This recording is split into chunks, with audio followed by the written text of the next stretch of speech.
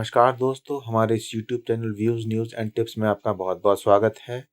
आज़ू काज़मी जी जो कि पाकिस्तान के एक पत्रकार हैं, पिछले दिनों उन्होंने एक इंटरव्यू लिया हमारे नितिन शुक्ला जी का, जो कि भारत से थे, जिसमें नितिन शुक्ला जी ने हमें यह बताया कि शाहीन बाग का जो धरना चल रहा था उसके पीछे कौन लोग थे तथा उसके लिए पैसा कहाँ से आ रहा था।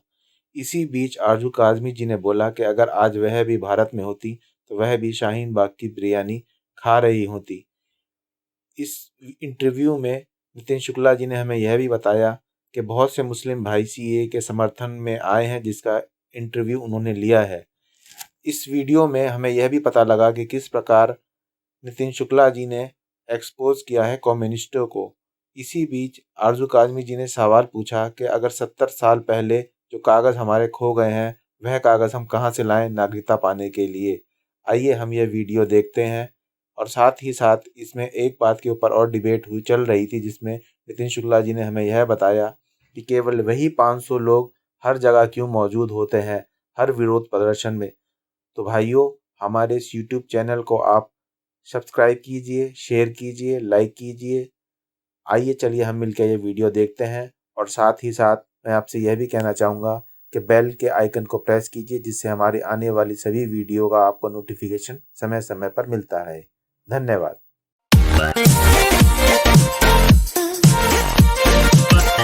भारत पहले जैसा भारत होता तो आज क्या होता, बस मुझे इतना बता दो। क्या आज हम सुपर पावर नहीं होते? अगर सुपर पावर होते तो क्या आरजू जी आप सुपर पावर नहीं होती?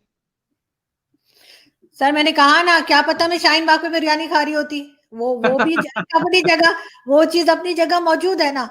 हमने असल में सर वहां पे इस तरह की चीजें देखी हैं भारत में होते हुए, जिससे हमें बार बार ये एहसास दिलाया गया कि अच्छा हुआ कि हम साइड पर हो गए या पाकिस्तान बन गया। अगर वहां जो लोग रह गए हैं, अगर वो इस तरह की प्रोटेस्ट ना करते, अगर वो इस तरह की प्रॉब्लम्स में ना फंसते, तो आप कह सकते थे कि पाकिस्तान वालों को कि देखो हमने इनको कितना अच्छा रखा हुआ। इसी तरह से सर अभी आपके जो फार्मर्स का एक चल रहा है, वो कभी फार्मर्स की बात होती, कभी कहते हैं सिख है। ठीक है, हम लोग नहीं कहते, आप ही कह के लोग कहते हैं। तो वो चीज जो है ना कहीं ना कहीं भारत को किसी ना किसी साइड से, आप माने या ना माने, हिट करती है। जब पाकिस्तान का मुसलमान देखता है कि भारत का मुसलमान 2-2 महीने वहां ग्राउंड में बैठा हुआ है और शाहीन बाग में, और वो ये सब कुछ देख रहा है, उससे कहा जा रहा है पेपर्स दिखाओ। सर मुझे तो 5 दिन के बाद मेरा बिजली का बिल नहीं मिलता, मैंने किधर रख दिया।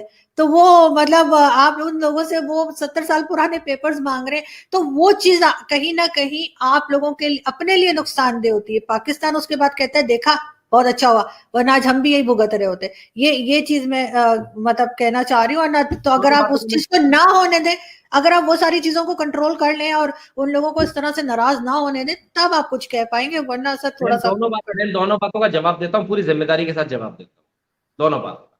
पहली तो आपने बोला शाहीन बाग। मैं आपसे एक सवाल पूछता हूँ, भारत में कितने मुसलमान हैं? कोई बोलता है 20 करोड़, कोई बोलता है 30 करोड़, कोई बोलता है 25 करोड़, कोई बोलता है 35 करोड़। मैं मिनिमम मानता हूँ 20 करोड़। कितने लोग वहां बैठे धरने पर? 500। तो 500 लोग से हम ये डिसाइड कर लेंगे कि पूरे मुसलमान भारत के नाराज है। और भारत के जो मुसलमान सीए के फेवर में जिन्होंने रैली निकाली, मैंने खुद ने इंटरव्यू किया है मेरे यूट्यूब चैनल पर, मतलब उनकी कोई वैल्यू नहीं है। जो पढ़े लिखे, जो पीएचडी किए हुए, जो प्रोफेसर हैं, उनकी वैल्यू नहीं है। और वैल्यू किसकी है? जो 500 रुपए लेकर आके धरने पर बैठ रहे हैं। मैं पूरी जिम्मेदारी के साथ बोल रहा हूँ, मुझे मालूम है मैं इंटरनेशनल चैनल पर बैठा हूँ इस समय, मेरी बात भारत और पाकिस्तान अक्रॉस द बॉर्डर जा रही है, और मैं पूरी जिम्मेदारी के साथ बोलता हूँ। ये कौन कर रहा है? ये पीछे से पैसा कहां से आ रहा है? ये चाइना से पैसा आ रहा है। यूएस में किसने किया? चाइना ने किया। मैं आपको एक एक चीज बताता हूं। आपने बोला ट्रम्प सपोर्टर, कौन निकले वो तो ट्रम्प के विरोधी निकले। वो जो लड़का कल तक खड़ा होके माइक लेकर बोल रहा था कि ट्रम्प के गर्दन काट दो, वो बंदा एंटीफा का बंदा ट्रम्प सपोर्टर बन के घुसता और तोड़फोड़ करता है। और एक नहीं, ऐसे बीसियों हमने दिखा दिए। कॉल फॉर आर्म्स बोलते हैं, कौन बोलते हैं? बाइडेन के लोग बोलते हैं, और ट्रम्प के ऊपर लगा देते हैं। ये कर कौन रहा है? ये ना बाइडेन के लोग हैं ना ट्रम्प के लोग हैं, ये है लेफ्टिस्ट, ये है कम्युनिस्ट। और ये कम्युनिस्ट जब तक रहेंगे, जिस देश में रहेंगे, उस देश का मान सम्मान सब कुछ मिट्टी में मिलाएंगे। और एक कम्युनिस्ट हमारे यहाँ भी कर रहे हैं। अब मैं आपसे एक बात पूछता हूँ, आपने बोला पहले मुसलमानों के साथ हुआ, कागज दिखाओ। आप बिजली का बिल रखकर भूल जाते हो, मैं भी भूल जाता हूँ। कागज तो मुझे भी दिखाने हैं ना। कागज तो मुझे भी दिखाने थे। सर कहाँ से लाएंगे 70 साल पुराने पेपर्स कहाँ से लाएंगे? मैं तो ये बात कर रही हूँ कि 5 दिन में जो है पेपर इधर से उधर रख दे। अभी मैंने ये क्वेश्चन बनाया, अभी मुझे ये 2 दिन के बाद नहीं मिलेगा, मैं पूरे घर में ढूंढ रही हूँ किधर गया। देखिए, अच्छा एक बात बताइए, आपके पाकिस्तान में तोड़फोड़ होती है, अतिक्रमण हटाया जाता है, एनक्रोचमेंट हटाए जाते हैं, यस और नो बता दीजिए। होता है सर, क्यों नहीं होता? होता है। तब आप अपने कागज लेकर जाते हो कि देखो मेरा घर तो यहाँ तक है, सरकार मानती है आपकी बात? क्या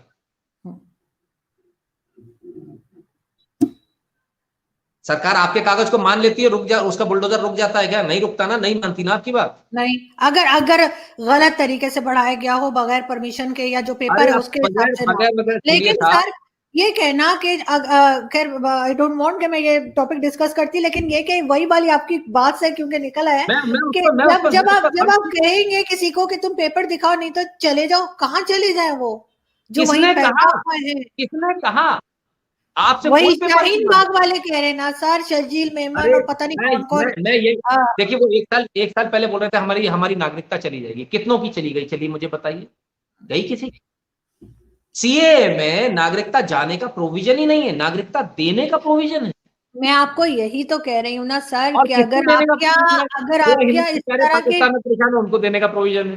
नहीं सर, अगर आपके इस तरह के प्रोटेस्ट ना हो रहे होते ना, और ये सारी चीजें आपकी गवर्नमेंट कंट्रोल कर रही होती, जिन लोगों को शिकायत है थोड़ी बहुत जो भी है उनकी शिकायत को दूर करें कि वो इस तरह के प्रोटेस्ट ना करें, स्पेशली मुस्लिम्स, फिर आप कह सकेंगे कि हाँ पाकिस्तान वालों को कि देखो हमारे यहाँ लोग बहुत अच्छे से रह रहे हैं। लेकिन जब ये चीज होती है ना, तो वो जो सारा महल आपने खड़ा किया होता है ना, गड़ गड़ गिर जाता है। ठीक है, और यहाँ पाकिस्तान में कहते हैं देखो देखो क्या हो रहा है, हमारे यहाँ ये बात शुरू। मैं आपकी बात का जवाब देना चाहता हूँ, बस 2 मिनट लूंगा। पहली बात तो किसान आंदोलन हो, सीए का प्रोटेस्ट हो, कोई सा भी प्रोटेस्ट हो, चेहरे वही है।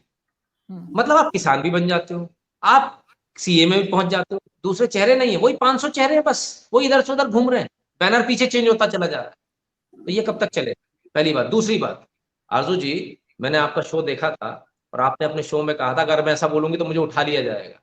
भारत में और पाकिस्तान में यही फर्क है, भारत में आप सड़क हमारे टैक्स की पैसे की बनी हुई सड़क, टैक्स पेयर्स, उस पर भी डंके की चोट पर बैठता है, यहाँ कोई भी बैठ जाता है, उसे सरकार हटाती नहीं है। राइट टू प्रोटेस्ट भी है, फ्रीडम ऑफ स्पीच भी जरूरत से ज्यादा है, सब कुछ जरूरत से ज्यादा है, अति फ्रीडम है, जो शायद आप ये पाकिस्तान में नहीं करके दिखा सकते, जो भारत के अंदर लोगों ने करके दिखाया और अभी भी कर रहे हैं। टैक्स पेयर के पैसे का बनी हुई सड़क, मुझे उस सड़क पे से निकलना है, मैंने टैक्स भरा है, मेरी सड़क रोक दी जाती है और गवर्नमेंट मुझसे कहती है कोई बात नहीं, उनको प्रोटेस्ट करने दो, आप इधर से निकल जाओ। आप समझदार हो ना? हम समझदार हैं, हमारा मतलब हमने पाप किया, हम समझदार हैं, तो हमने टैक्स भरा है, हमने पाप किया, हम साइड से निकलेंगे। लेकिन हमारे यहाँ है फ्रीडम ऑफ स्पीच इतनी ज्यादा है कि भाई कोई भी प्रोटेस्ट कर रहा है, करने दिया जाए। गवर्नमेंट देख रही है, सामने है गवर्नमेंट के कि भाई ये वही के वही लोग हैं, सबको दिख रहा है, पूरा देश देख रहा है, वही 500 लोग बार बार देश को बंधक बना ले रहे हैं, और ये करने वाला कोई नहीं, करने वाले कम्युनिस्ट है, वही लाल सलाम। आप क्या क्यों नहीं काम करते कम्युनिस्ट? अच्छा, कम्युनिस्टों को इतनी प्रॉब्लम है